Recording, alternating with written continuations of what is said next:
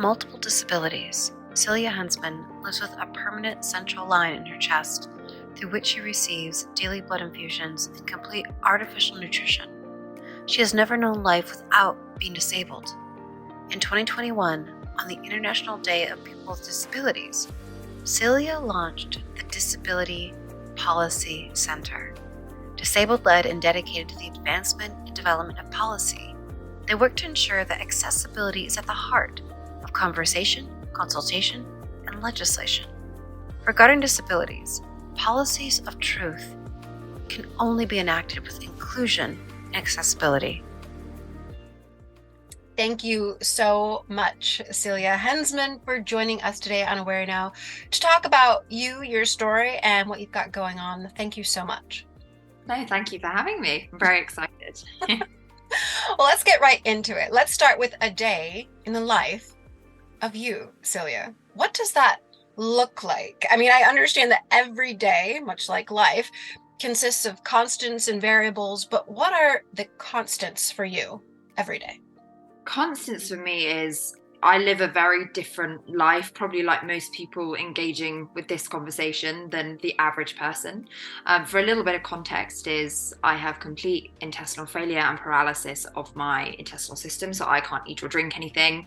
So everything goes in a weird way to my body. So the first thing I do when I get up in the morning is, I'll also preface this by saying that I haven't had a lie-in now in years because my machine alarms at me at 6:30 in the morning. So I can't remember the last time I slept past 6:30. So I have to get up, and the first thing I have to do is sterilize the top half of my body and get ready to unplug my feed, which has been running through the night. I'm on total parental nutrition, so everything that my body needs and I get through my heart. Obviously, that means sterile is king. So I have to get up at 6:30 on the dot and sterilize the top half of my body, and then I get ready to disconnect my infusions, and then I prepare my medications, which come in various forms, from injections to smaller lines and infusions that I have to put down into my central line. So that's how I start my day, which is not how the traditional person starts their day. I then, move on to the pain management things that I have to do. So obviously, because I can't have anything orally, I have to get quite creative about how I manage my pain. So there's lots of heat treatments and TENS machines involved to kind of get me going for the day and get me to a point where I can do my thing. The next stage of my day, I suppose, is getting myself and my self-care ready for the day.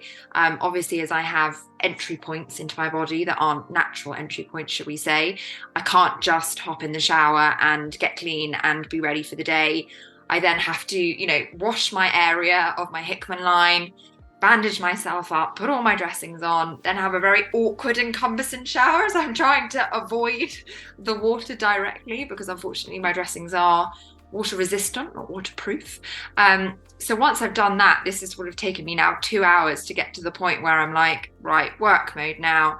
I sit down at my laptop, I open my phone, I open my diary, and I spend the next, on a good day, 12 hours just whole hogging what I've got to do. I am not the kind of person where I'm very good at stopping.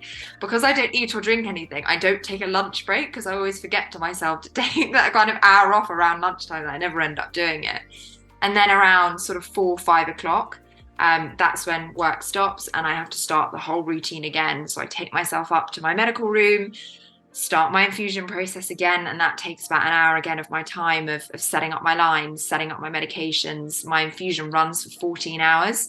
So once I've done that, backpack on and relax and just let my body do what it needs to do, and spend the next 14 hours of my life with a backpack on and going back to bed, and the whole system repeats itself. So even though, big advocate for disability doesn't look like the same thing every single day, those are constants in my life, which come rain or shine, I've got to get up and force myself to do those things. Wow. So not being able to eat or to drink anything, has that been the way of it always? This has been the only thing you've known, or? So when I was younger, I have a connective tissue disorder, which is very rare and wonderful, and not many people know about it. It's called Loeys-Dietz Syndrome, which is very similar to like Allié syndrome, if anybody knows about that. When I was younger, it was I would class myself as being non-visibly disabled. I had lots of health complications and caught meningitis, and my immune system was just all over the place, and I was constantly breaking bones and just general unwellness. But I ate and drank normally. I always had stomach problems, but it was never, stated feeding tube. And then when I was in my teen years was when it started going wrong, and I noticed that, I was being sick a lot.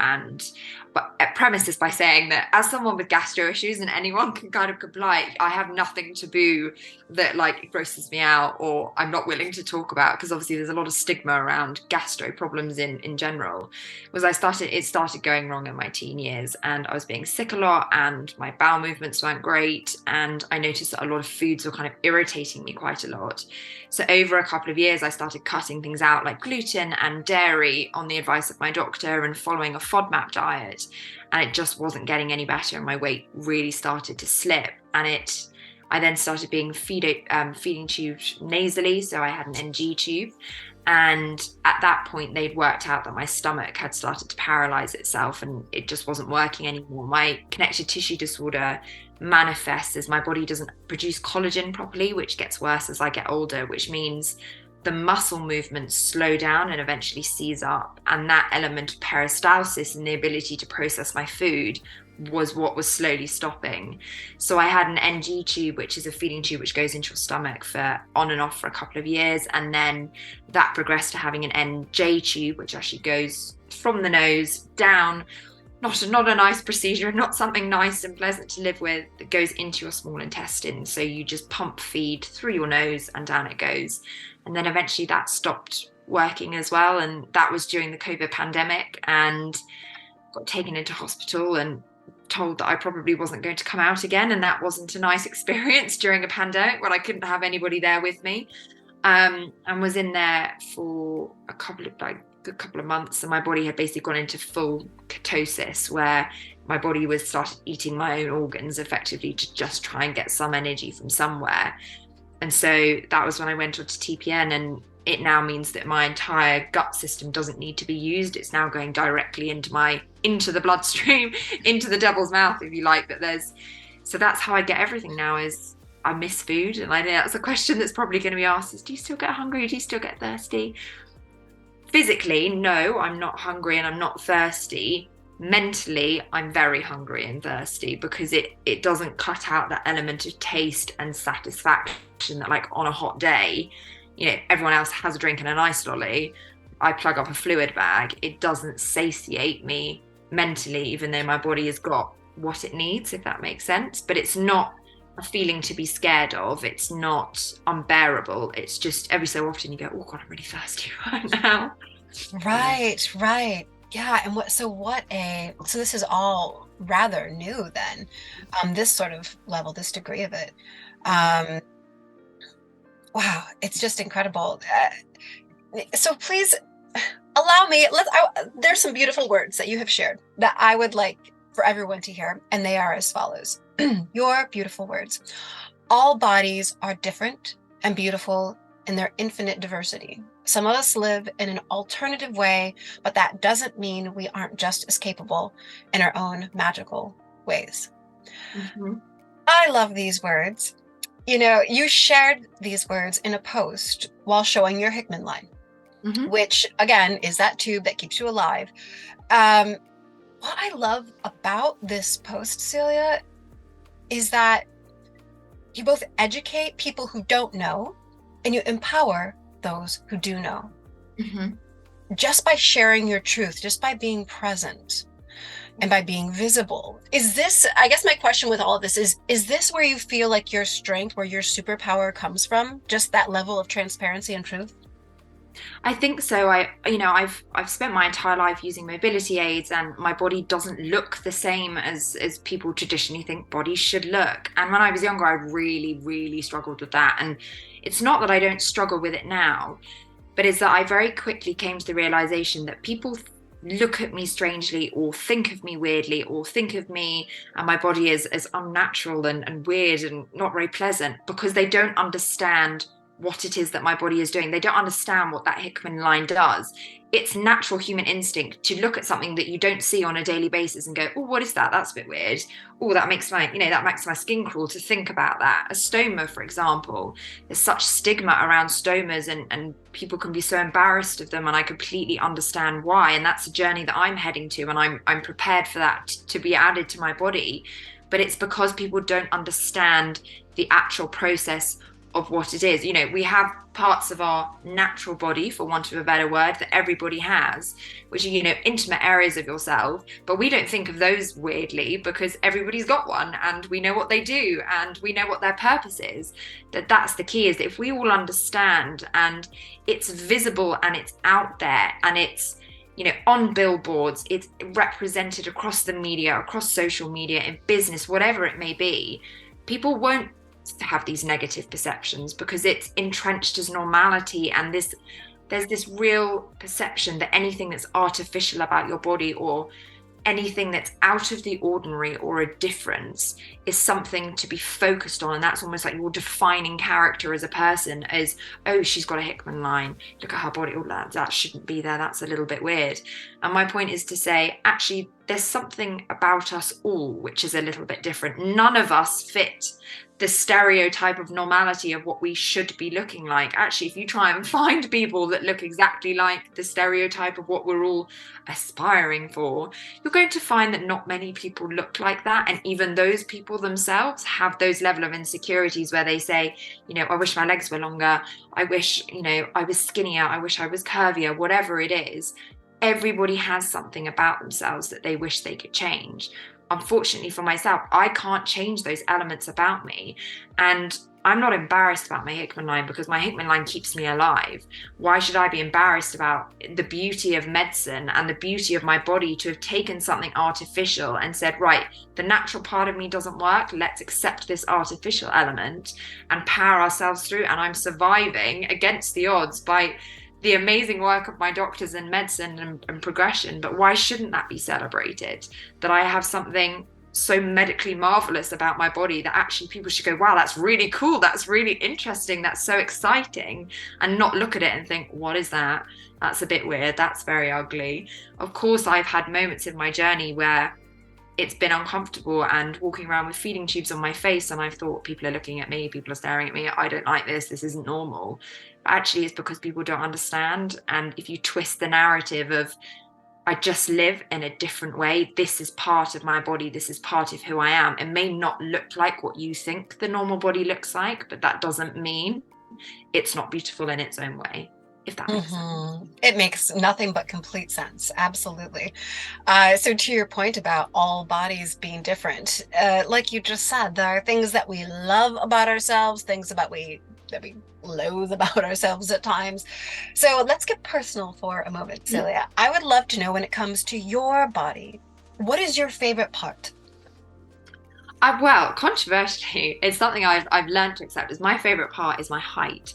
So I have something called Marfans syndrome, which anybody who knows that makes you very tall, and skinny. So I'm 6'1", and that is almost like my favorite part about me, because when I was younger, it gave me that confidence where I felt authoritative. I naturally feel authoritative because I'm the tallest person in the room. And everybody kind of stops and goes, oh God, that person's tall. And it gave me that kind of element of my personality where I felt comfortable, and I felt like I held my own and I held my position. And quite often, as a woman or as a disabled woman, quite often disregarded by society. So I turned my height into something which people could have potentially picked on me about, into actually being my power stance, and taking an element of my disability and turning it into my positive. So I love my height, and I think it makes me very unique, because you don't come across very many women that are my height. This is true. So the thing of it is that it's one thing to talk the talk, many people do. It's a very different thing to walk it. So here enters policy. Yeah. You understand this very well, that awareness is an issue. Yes. Awareness of an issue is an endpoint, is what some people believe. Oh, I'm aware. I get it. I understand. It's not. Awareness isn't an endpoint, it's a starting point that should lead to action. So when it comes to disability, please tell us about the work that you are doing to convert best practices into policy with the Disability Policy Center. So the work that I do is quite multifaceted, and it's based off the idea and the theory that it's one thing to campaign and raise awareness. Like you said, it's a starting point. We now need to take that awareness, that understanding that is building, and entrench it within our actions. And that is so fundamental to make sure that there is consistency across the board of protection and rights. I kind of preface this by saying accessibility is a right and not a privilege. And having an understanding about disabled people is such a necessity. There's been for way too long this archaic stereotype that disabled people are involved in policy conversation when it comes to health and social care and benefits, and that's it. And what we do at the Disability Policy Centre is we integrate the conversation around disability and accessibility into every element of policy and say, actually, disabled people like to go on holiday too, count us in tourism. Disabled people, we take public transport arguably more than everybody else because lots of us can't have licenses. So we should really be involved in the conversation about transport. And what we do is we break down areas of policy and legislation here and across the world and look at the current situation and discuss, collect data, do lots of research. And then we make recommendations to government, to third parties, to public organizations, private sector, about how they can be improving what they are doing for disabled people. Because currently, the conversation around disabled people and the consultation with disabled people is really perhaps lacking in certain areas.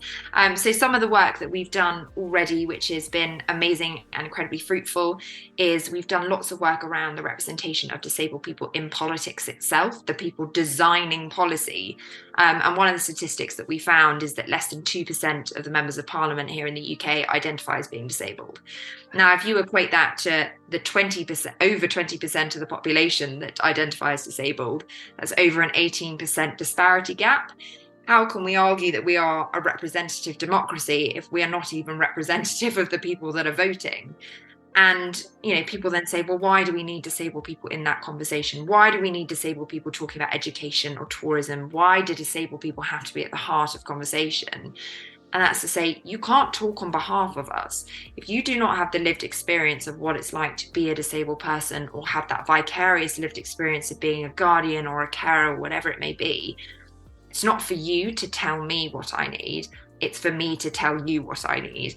And that's basically what our organisation does, is collects the voice of disabled people and puts it at the heart of Westminster and government. Some of the other conversations and work that we've done is around SEND provisions and the state of SEND education here in the UK, which is special educational needs. We're doing an amazing project at the moment called Access to Funding, which has just been featured in the Financial Times, so yay, go us, which is centred around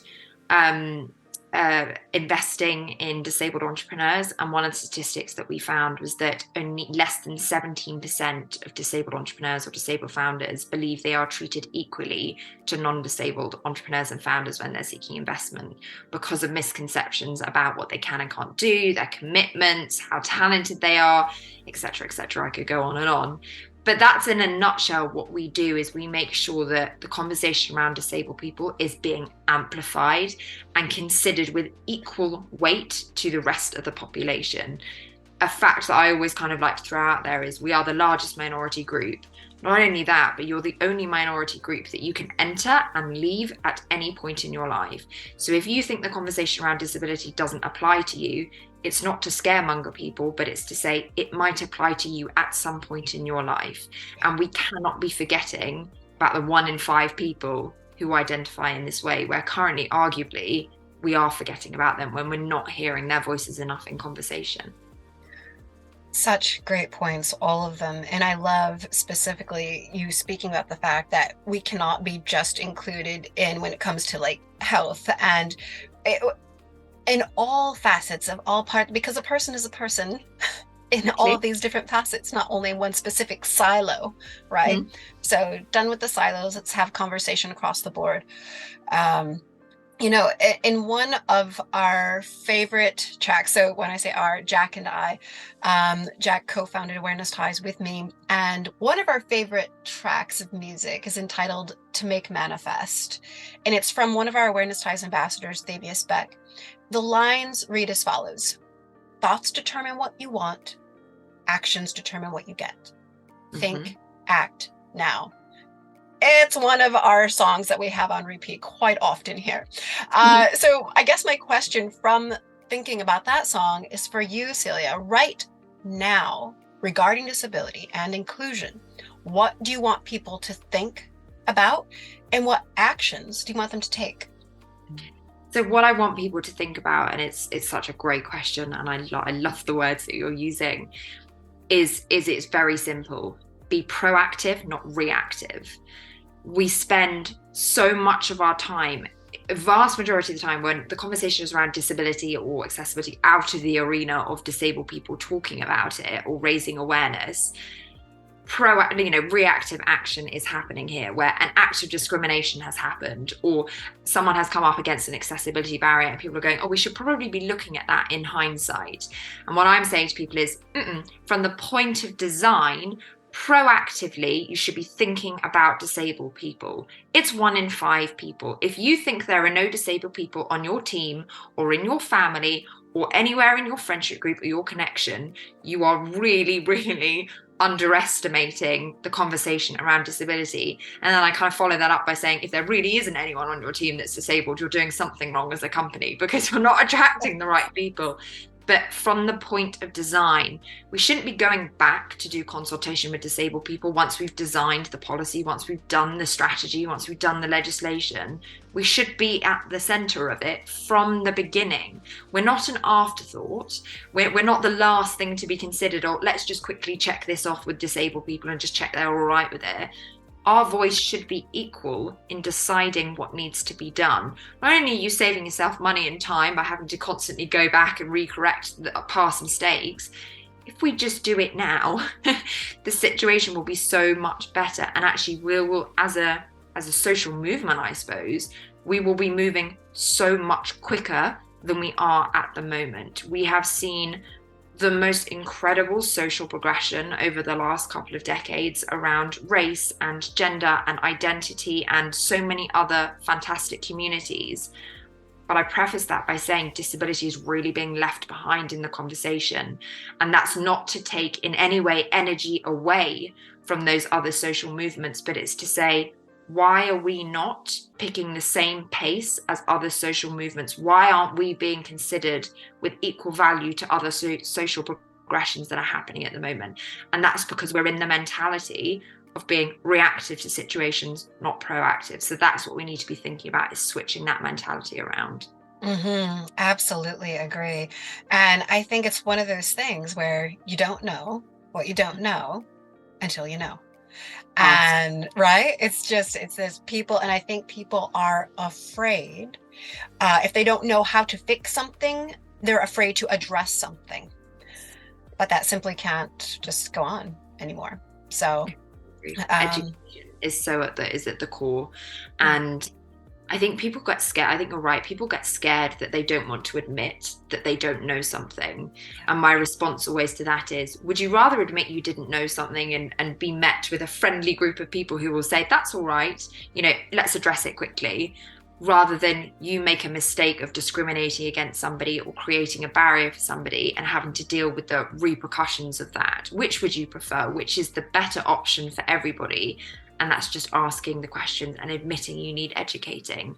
And there are amazingly talented people out there who will leap at the chance to be able to do that for you. So I think education is so key in the conversation here.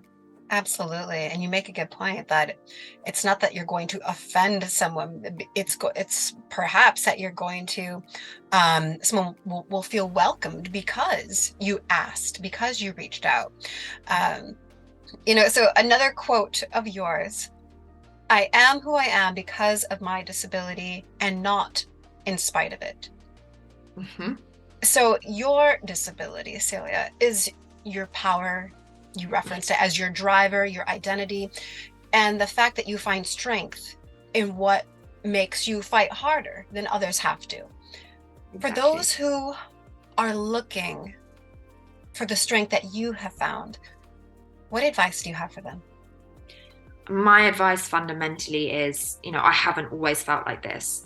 And if you don't feel like that, you're not doing something wrong. You're not alone in that. You're not on a journey that you will never complete, is how I felt. And I felt I'm never going to be okay with this. This is something that's going to bother me for the rest of my life, and I'm never going to accept it. And where I started was actually looking at my identity as a person and realizing that my personality, the experiences that I've had, the talents that I've got, the degree I've got, whatever it is, I have got there because of situations that have happened in my life as a result of my health condition. I picked law at university because I was so interested in human rights, because I'd had that lived experiences of feeling like my human rights weren't being met as a person. I set up my organization because I could see what was going on, and I wanted to change it to make sure that people behind me aren't going to go through the same things. It's a long process, and I'm not going to change the world, but I can tap away at my little corner and do the best I can. That it's about realizing that disability is a talent in itself. We over-index on dedication, commitment, resilience, ability to think outside the box, creativity. You have unique talents about yourself because of your disability and because of your experiences that people pay money to get training to receive and be better at. You have those talents about yourself naturally. Tap into those and realize that actually there are positive things about my disability. For me, it gets me up every day and it motivates me to keep going. And yes, I have days where I can't do it. And yes, I have days where everything goes on pause because right now I'm focusing on my health. But it's also about realizing that the only person I need to be showing up for is myself, and prioritizing my health first. So many of the negative experiences that I've had in my life as a result of my disability, arguably, I've caused a lot of them myself because I've tired myself out. I've done things physically that I know going into it I wasn't going to be able to do, but I was so adamant that I had to keep up with everybody and do what everyone else was doing, and I make myself sick or I make myself injured. That I looked at my situation and where I was with my health and thought, I can't do things in the traditional way, but I can do other things that people can't, and I can approach things in a different way. And as soon as I switched that mentality to stop chasing what I couldn't have and knew I couldn't have, and just accepting that and saying, maybe I can't do that, but I can do this, and I can do this in a different way. And I focused on that, and that's what kind of drives me and switch that mentality. But I preface it again by saying that's a real journey, and I'm not at my end point there. I still have really bad mental health days where I wish I could click my fingers and it all went away, and I just had 5 minutes with no pain and 5 minutes where I felt okay. And I still have those elements, but it's about realizing that my disability got me where I am today and continues to push me forwards, because I'm driven to make sure that other people don't have to go through the real that I've had to go through. And I know so many people have had it so much worse than me. I recognize my privileges, that I am a white disabled woman, and being a white individual, my experiences of my disability have arguably been better than other people, and I recognize that privilege. And I want to make sure that intersectionality is also respected, and that yes, you are a disabled person, but there are other elements about you as well. It's not your ultimate defining characteristic. I'm a fiance, I'm a sister, I'm a daughter, I'm also, a disabled person, I'm also a woman. There are other things about me, but it is a defining characteristic about me, and I've accepted that, and I'm proud of that now. I'm proud the fact that even though I'm different, and even though my body doesn't like me very much and keeps trying to kill me off, I'm still going, and I'm still doing it, and I'm beating the odds, and I'm here, and I've shown up for myself now. And that's what's kind of really important, is prioritizing myself above anything else. Even though that sounds very arrogant and big-headed, actually, if you have to deal with physical or mental health or anything, you and yourself need to be priority. Your body is a vessel and a vehicle, and you need to look after it as the best as your ability. That's beautiful, Celia. And thank you for showing up. Just in showing up, just in being present, you are a light for so many that are dealing with their darks And so thank you so much for letting us get to know you a bit more, for sharing your story, your truth, for fighting the way that you do, not just for yourself, but for others. Thank you for helping all of us become a bit more aware now. Thank you. Thank you.